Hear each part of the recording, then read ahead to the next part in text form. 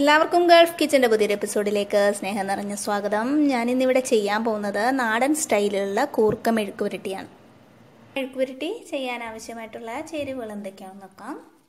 ഞാനിവിടെ 300 ഗ്രാം കൂർക്ക എടുത്തിട്ടുണ്ട്. അത് വൃത്തിയാക്കി വെള്ളത്തിൽ ഇട്ടിട്ടുണ്ട്.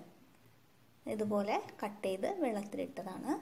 കൂടുതൽ കൂർക്ക ഉണ്ടെങ്കിൽ ഈ ചാക്കില്ലേ, മറ്റേ അരിയുടെ ആ ചാക്കിലിട്ട് ഒന്ന് തറയിലോ അല്ലെങ്കിൽ അലക്ക് കല്ലിലോ അടിച്ചെടുത്താൽ മതി.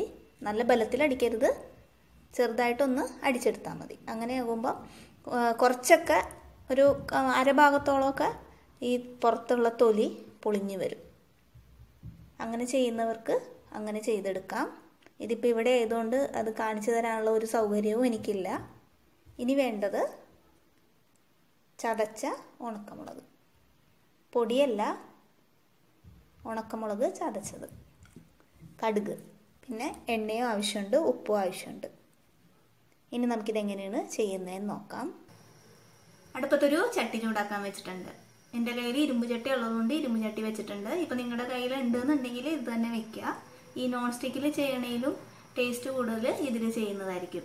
ഇതിലോട്ട് ഞാൻ 1.5 ടീസ്പൂൺ വെളിച്ചെണ്ണ ഇട്ട് കൊടുത്തിട്ടുണ്ട്. ഇനി എണ്ണ ചൂടായിട്ട് ഇതിലോട്ട് കുറച്ച് കടുകിട്ട് കൊടുക്കാം. കടുക് പൊട്ടി വരാൻ തുടങ്ങിയിട്ടുണ്ട്. അപ്പോൾ അതിലോട്ട് എരിവിനുള്ള മുളക് ചതച്ച മുളക് ഇട്ട് കൊടുക്കാം. അതിൻ്റെ കൂടെ തന്നെ കുറച്ച് വെള്ളം കൊടുക്കാം. ഇനി ഈ വെള്ളത്തിലോട്ട് നമുക്ക് കൂർക്ക ഇട്ട് കൊടുക്കാം. ഞാൻ ആദ്യം വെള്ളം ഇട്ട് കൊടുത്തത് മുളക് പൊടി കരിയാണ്ടിരിക്കാൻ വേണ്ടിയാണ്. എണ്ണയിലോട്ട് മുളക് പൊടി ഇടുമ്പോൾ ശ്രദ്ധിക്കുക, പെട്ടെന്ന് കരിഞ്ഞു പോകും. അപ്പോൾ അത് കരിയാണ്ടിരിക്കാൻ വേണ്ടിയാണ് ഞാൻ വെള്ളം ഇട്ട് കൊടുത്തത്. ഇതിലോട്ട് ഒരു ചെറിയ സ്പൂണിൽ 1/4 ടീസ്പൂൺ കാശ്മീരി മുളക് പൊടി ആഡ് ചെയ്ത് കൊടുക്കുന്നുണ്ട്. ഇത് കളറിന് വേണ്ടിയാണ്. ഇനി ഇതിലോട്ട് ആവശ്യത്തിനുള്ള ഉപ്പും കൂടി ആഡ് ചെയ്ത് കൊടുക്കാം. ഇതുപോലെ യോജിപ്പിച്ച് കൊടുക്കാം. ഞാനിപ്പം 1 ഗ്ലാസ് വെള്ളമാണ് ഇതിലിട്ട് കൊടുത്തിരുന്നത്.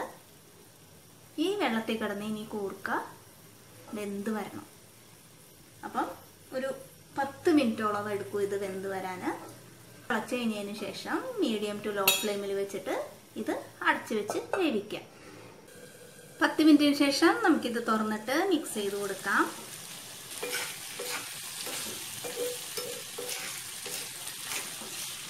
വെള്ളമൊക്കെ വറ്റി വന്നിട്ടുണ്ട്.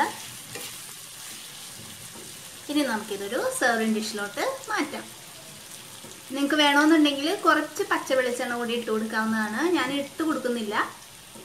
ഞാൻ ഇതുപോലെ സെർവിങ് ഡിഷിലോട്ട് മാറ്റുകയാണ്. അപ്പോൾ വളരെ ടേസ്റ്റി ആയിട്ടുള്ള കൂർക്ക മെഴുക്ക് പുരട്ടി ഇവിടെ റെഡി ആയിട്ടുണ്ട്.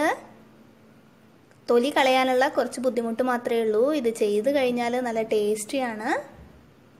ഇതെല്ലാവരും വീട്ടിൽ ട്രൈ ചെയ്ത് നോക്കുക. അതുപോലെ എൻ്റെ വീഡിയോ ഇഷ്ടമായാൽ ഷെയർ ചെയ്യാനും ചാനൽ സബ്സ്ക്രൈബ് ചെയ്യാനും കമൻറ്റ് ചെയ്യാനും ലൈക്ക് ചെയ്യാനും ഒന്നും മറക്കരുത്. താങ്ക്